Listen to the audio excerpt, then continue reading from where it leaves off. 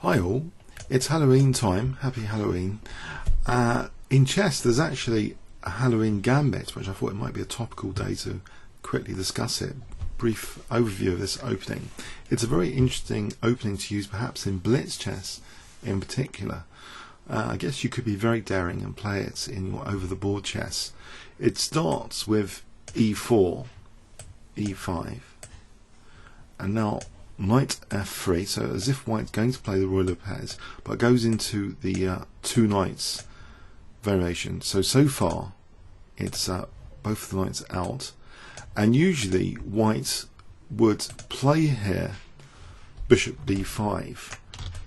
That's the most common move actually over 3,000 games. But the Halloween Gambit, which you might just play for a laugh in Blitz chess, especially today you might play it for a laugh, it's actually a very surprising move, which is way down on live book, the 4, 5, 6, 7, about the 8th choice. So you've got bishop b5, d4, g3, a3, bishop c4, bishop e2. These are all kind of respectable moves. d3 a bit boring there, but this outrageous move, outrageous I say, knight takes e5, and I have played it on the channel. I'll give a link to the two Blitz games that I've played it. I've had, well, there might actually be more which have not been classified correctly. I've played it in Blitz, and I think I have won a few games with it. It's a big surprise weapon. It's not meant to be sound, so that's why I'm saying might be good for Blitz. So black takes this usually. That's the usual response to take it, yes. And you get a tempo on the knight. And so here's the interesting branches of theory here. Where does this knight go? Does it go to c6? Does it go to g6? So let's have a brief look at these possibilities. I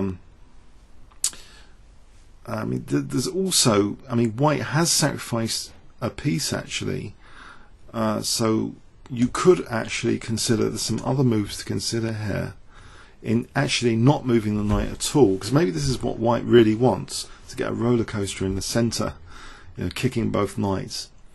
But actually there's annoying moves that black can play as well. The most common move is actually bishop d6, 72 games in live with bishop d6, and apparently this is like, it's meant to be equal. Let's just put on the Kibitzer here to have a quick look at this. So there's a couple of bishop moves as well as the two knight retreats to have a look at. From the engine point of view, it's best to take this, and then here to play knight e2. Actually this might set a little trap as well. I know, because black was like threatening to maybe take and then take on e4 maybe. But the little trap, knight takes e4, we can play queen d5 there. If we play a routine move, you know, maybe black just equalizes easily. It's good dark square control anyway. So, and if white played something like this is going to really unsound territory, but it might be good fun to play this instead of d takes e5. In fact, it has been played a couple of times in live book, but the usual is for white to play here 66 games in live book, and we get this position. And although this is the engine suggestion, actually in live book, funny enough, bishop d3 though is played. I think white, if white can get in later f4 and e5, that might be some fun there to be had. It's all about getting some fun out of the position. But you know, this is a fun killer system when black actually just played bishop d6. So bishop d6, a bit of a fun killer, and actually it seems to be the most popular move in live book. Another fun killer is bishop b4. So black giving back the piece. But this position here, I think I might have actually mentioned some relations in some Blitz games. There's actually queen g4 here, which makes this interesting for white. This move, looking at, you know, there's some loose pieces there. If knight takes, we take on b4. And then this position is actually interesting. We have got a bit of fun with the white pieces, which is what really we want. If castle's bishop here, and then castle's queenside, or taking on f8 first, and then castle's queenside, this is a bit of fun for white, and there's actually, the engine evaluation is actually better for white. So yeah, there's a bit of fun in this bishop b4 line, which is intriguing, because that is kind of a respectable move from a live book perspective to actually play bishop b4. Well, 7 games when I say respectable. The most common is bishop d6, but bishop b4, it seems as though this position, queen g4, is a great try. And if bishop takes here, we can take, and if d5, then we take on g7. And then, of course, we've got a bit of fun here with bishop h6, and that's what we want. And that's good for white, actually. White can actually just take on f8 now, and that's a great position. So c4 undermining the knights, we get rid of our double pawns. Great stuff. Great stuff. So now, there's also fun to be had. And I should really try this out soon, I think. I'm going to try it out soon in Blitz. If we look at the lines where we kind of, the knight retreats. Let's have a look at the knight retreats. So here, the most common, well, there's actually very few high-level games of this. They're about the same. Knight c6 or g6 is about the same. On knight c6, then we can carry on with either d5 or e5. From the engine point of view, it seems d5 is to be preferred, because then on knight e5 we can continue this. It's quite amusing because we get this aggressive pawn chain. Now the knight hasn't got g4 here. If it goes back here, then we play d6, and there's a little bit of fun to be had here from this position against unprepared players. So if c takes here, e takes, this is a nuisance because the pawn, although it's going to be doomed potentially, but at the moment it's not bad. Knight b5, so we're threatening all sorts of things really. Knight c7 check and other things, maybe even just leaving that pawn there to stifle black and playing bishop e3, that sort of thing, and to try and maybe castle queenside, for example. Okay, so this position, what does black actually do? If knight takes f4, then I guess we can play this, and here bishop e3. If we take here on a8, then there's that annoying check, and then knight takes g2. This is better for black. Actually, if we keep some tension going in this position, we can keep some tension here after king d8. We can actually play a move like queen f3. Maybe. It's not particularly good if black did play it like this. Yeah, the dynamic play is going to be reduced, so that would be unfortunate. What to recommend here? On bishop e3, it does look a little bit on the disaster side, actually, as though white hasn't got much after knight e6. Yeah, I'm not saying this is a great, totally sound system. It seems queen f6 is a critical choice, but if knight f6, then you are going to have fun. Queen e2 check, or even f5. You can chase this guy. That's what I'm saying. It's kind of a blitz chess opening, really. Queen a5. Then we can continue here energetically with b4. We can win that knight on e5. So if black really has to improvise, though, and that is the case often in blitz, and improvise badly, then a natural move here, then this is a disaster, actually, nearly a disaster for black. Yeah, this position. Because if the knight is going to c6 now, then look, this pawn is actually good for the queen e2 check. We can win our piece back with advantage, actually, this position. Bishop d6, we've got an advantage there. That's very nice indeed. So yeah, black has to tread carefully. And so, that, I think this is more fun to play in this knight c6 line. It's more fun, I would say, to play d5. If we go with e5, then here, this isn't too hot. We can't play d5 because I think black will just take there. There's no problem. Queen e2, queen e7. And the other problem is, if we play bishop c4, black can react energetically here with d5, and freed both the bishops. And this is not very nice. This is going to be better for black. That's the dynamic players in black's court. It's all about having fun, having dynamic play, showing some dynamism. But here, black hasn't got any real problems compared to those other lines. So if you want the tidal wave of pawns in the centre, then I think the move here after knight c6 is to play d5. then f4. This is a key position in this whole thing. This idea d6. I don't think there's much better than d6, but it causes some problems. So black's best would appear to be both, well, from an engine point of view, queen f6. Not too many games in live book from this position, but yeah, it seems queen f6 is pretty critical. You might try check here, but then queen e6. If knight b5, yeah, black is escaping with accurate play. If he plays rook b8, then I think black's going to be better. King d8, there might be some opportunity for bishop e3, which might be annoying. If a6, then we've got bishop b6 check, and this will be winning for white. That would be very nice, winning the rook with discovered check. So bishop e3, that's a tension maintaining move. Black's best is probably this. We've got an interesting line here. We've got some interesting play which might be good enough for a blitz game, including knight takes. So if takes here, we take there, and we're better actually. But if black's playing this really accurately, then on b6, knight takes a7. Actually, bishop takes d6, fun killer. Just giving up the b6 pawn, and this should be better for black. But as I say, I think it is fun in blitz, and I have tried it on 1 or 2 occasions myself. If we go back to this position with knight g6, now live book suggests e5. We get an aggressive pawn formation potentially here. Well, this pawn wedge leads in development.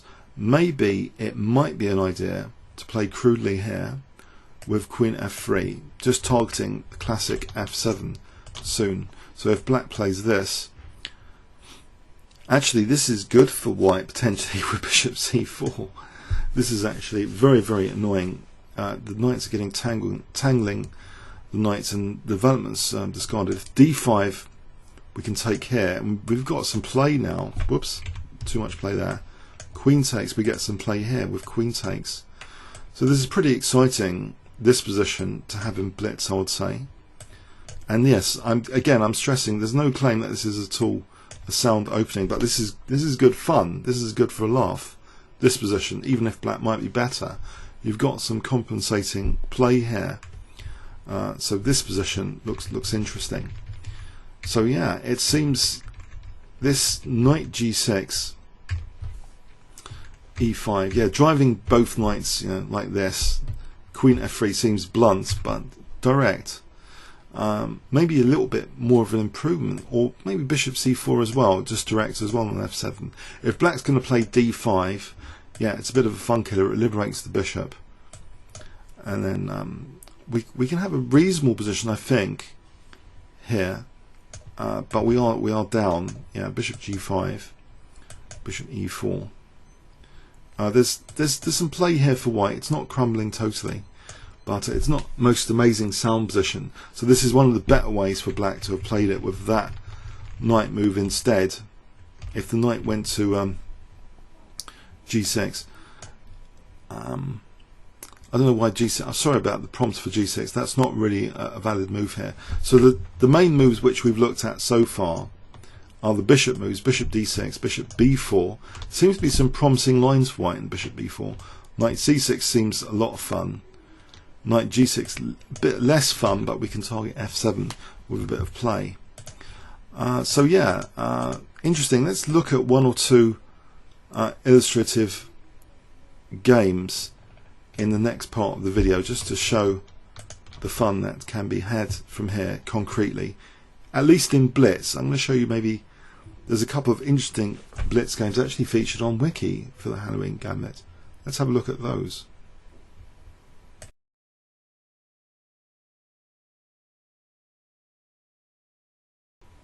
The first illustrative blitz game brawls against No Name on the German internet chess server, apparently in 1997. Went like this. So we have this position with knight takes e5, and now we see an illustration of knight g6 in this blitz game. White played e5, the knight goes to g8. Now bishop c4, so I mentioned this, just going for this f7 with either queen f3 or bishop c4 looks like a good punt. And black didn't really react energetically here with d5, which might be the best move. Black improvise with c6, and this is where you could be licking your lips in a blitz game, because queen f3 now, direct, simple and strong, exploiting the knights like this. Now black's forced to play an awkward move, f6. Now white just castled, d5 now, but yeah, delayed and giving white a strong play now after e takes, bishop takes, knight e4, and black didn't really see what was going to hit him here. He played the move knight 8 to e7, and guess what white played, which probably makes this quite a famous blitz game if it's real and not fictitious. What did white play here? If I give you 5 seconds to pause the video, what would you play? Okay, queen takes f6, nice little move. Difficult to see what to suggest for black. Best is not to take here, but it's all better for white if he's not taking there. We're attacking d6, but in the game, yeah, we see this knight takes f6 check, king here, and now bishop h6 checkmate. So that's the first fun illustrative game showing the dangers in the knight g6 variation. Okay, let's have a look at another illustrative game.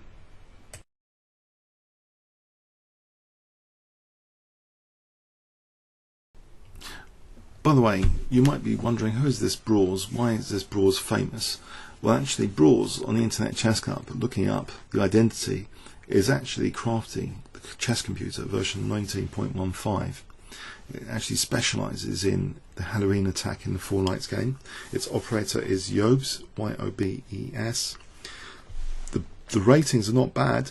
Blitz rating of 2746, been up to 2906 on Blitz. So yeah, it seems to be doing well with this. So here's another unsuspecting opponent of Brawls. So knight f3, knight c6, knight c3, knight f6. We take here, and this opponent tried in this position knight to c6, and after d5, actually knight b8, and that's looking odd. So white now played e5, so both knights back at base. Now d6, this is dangerous.